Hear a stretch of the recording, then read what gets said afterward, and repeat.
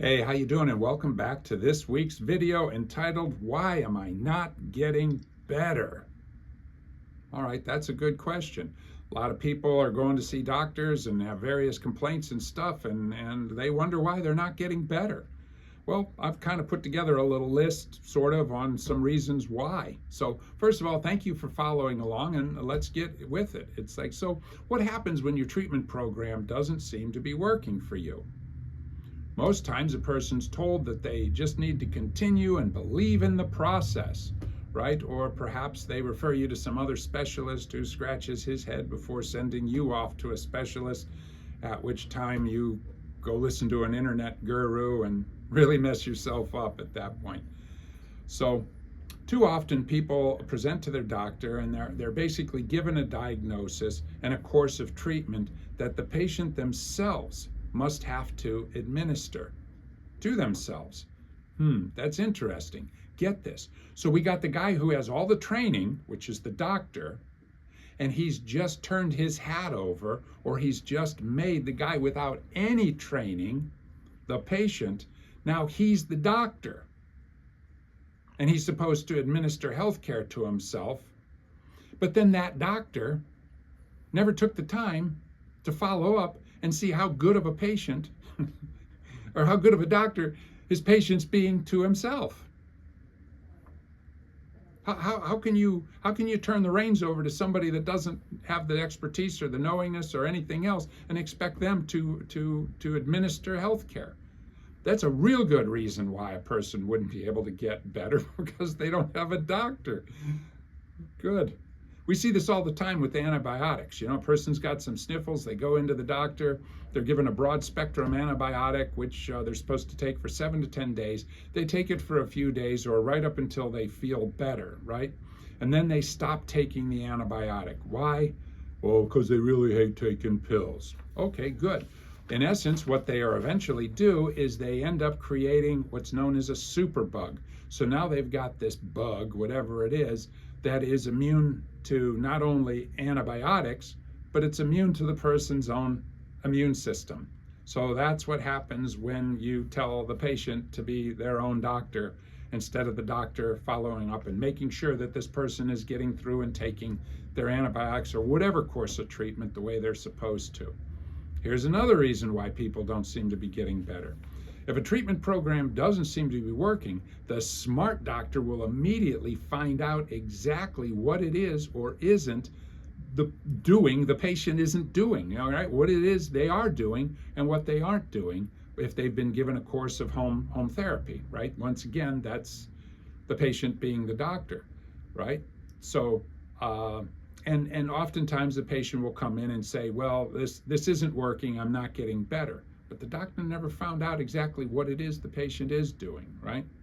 So how many times throughout history, and not just in terms of healthcare, has a productive course of action been abandoned because it was reported to not be working by people who misunderstood the process and who were unable to apply correctly the procedures and get results? Once again, we got the patient playing doctor, right? When a workable course of action is applied correctly, it miraculously works and the patient gets the results they are looking for. Isn't that interesting? So you've got the right thing, you're doing the right thing, you do the right stuff, you apply it correctly, and you just move right on through. We see this all the time with dietary recommendations or exercises, right? We show a person how they're supposed to eat and what they're supposed to do as far as exercise or home things, and they'll come back and sometimes they'll say, I don't think it's working, I'm not doing it, I still seem to be whatever, blah, blah, blah, blah, and all the rest of the stuff. So immediately we find out exactly what they are doing. And typically we'll find out they're either A, doing something incorrectly, or they're not doing it at all. That could be a real good reason why a person's not getting any better. They're not doing the right thing, or they're not doing the stuff they need to be doing to help themselves. Another reason why a person might not be getting better is that the doctor is treating the wrong problem, right? In most cases, the patient really doesn't know what's wrong. They just know that their knee hurts, or they're this, or they're that, or something along those particular lines. And any doctor that spends a lot of time chasing a patient's complaints and symptoms will essentially waste a lot of time and a lot of the patient's money, right? The patient, it's not to put people down, they really don't know. They just know when they go to try to the knee or the shoulder or the back or anything else, they have no reason at all, or no idea at all, or reason for why that is going on. Once again, we're asking the patient to play doctor, right? As odd as this might seem, if a person really knew the reason why his elbow was giving him trouble, the problem would practically cure itself. Because oftentimes the solution to a problem is a better and better understanding of the actual problem. I'd read one time that if you knew 90% of the problem, you pretty much had the solution right there. If a patient is in a doctor's office saying that their elbow hurts because they've been playing too much tennis, the fact that they're standing there saying their elbow still hurts, or the fact that they presented in the first place, the first thing we know, or we want to be suspicious of, that it's probably not an elbow problem due to playing too much tennis, as weird as that sounds. If it was, once you've identified the correct reason why, poof, it usually gets better and goes away. On the other hand, a doctor can spend a great deal of time examining a patient's elbow and can find no explanation, and this would go with it. You know, a guy goes in and says, my elbow's sore from playing tennis. He pushes, does, and everything else, can't find any reason why. So basically, just kind of says, well, I don't know, and then dismisses the patient. Unfortunately, the pain and dysfunction are still very, very real to the patient, and because it cannot be explained or diagnosed, does not make it any less real to the patient. It's just you got the wrong thing.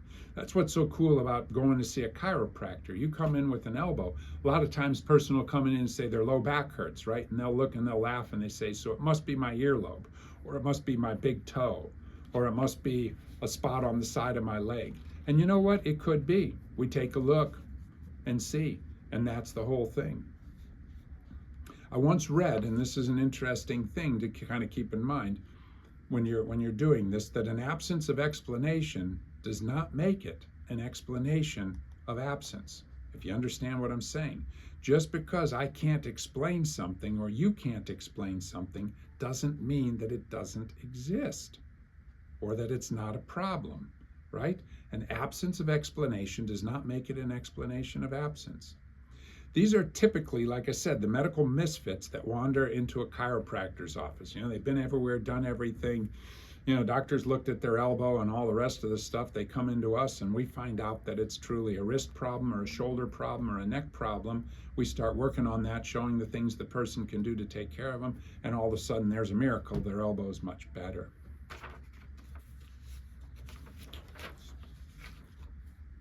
So, the thing you have to keep in mind, or at least we keep in mind here at Paragon Chiropractic, is that for whatever reason, if a person's standing here in my office and saying, ouch, they probably don't know why. They don't know what it is or anything. They're vulnerable because they're asking a stranger for help because they can't take care of themselves. But you have to keep in mind, they're here asking for help, right? And from there, we go on. To do otherwise would be like a guy laying there unconscious, right? The EMTs come up and they ask him what's wrong, and he doesn't say a word. So therefore, he must be okay. Load the truck up and let's go. No, he's not okay. He's unconscious. He didn't answer you. So, healthcare practitioners, and this I think is another big reason why people don't seem to get better, is that healthcare practitioners spend a lot of time trying to figure out what's wrong with a person and providing a solution of some kind, a solution which invariably becomes tomorrow's problem, right? Trying to find out what's wrong. You focus in on what's wrong. It doesn't necessarily mean you figured out what's right and what's working well. What if the doctor took the time to find out what you could do, what was working well, what was right, and worked on helping you to improve your ability or your abilities to function along the line that you're able to function? Isn't that kind of an interesting way to look at it? I mean, because after all, I mean, it's like, how can one fix what only one thinks is broken? So if you only think it's broken, how do you fix it? You can't. So you improve ability. And this would be probably the solution to this all. So when you go see the doctor, when you come to Paragon Chiropractic, we work on finding out what is wrong, not what's wrong, but what you can do, what is working correctly, and help you do more of it. And what ends up happening as a result, we improve your ability. All right? And with this, part of that ability that you gain is your ability to heal and recover. Right? And you'll get more life out of yourself, you'll do better, and all the rest of the stuff. And isn't that why you went to the doctor in the first place? So, work on improving that ability. That's the way to go. All right. Well, I hope that made some sense to you. And if you think about it, go ahead and hit the like button, hit the subscribe button if you haven't already. And if you, as usual, if you have any questions about this, we'd love to help you and talk to you. If you've got some other health issues that you don't necessarily see us about because you don't think they're chiropractic problems, if you're not getting better, you might as well ask. We might have some sort of thing we can do for you. All right, so once again, I'm Dr. Dave, this is Paragon Chiropractic, and we will see you next week.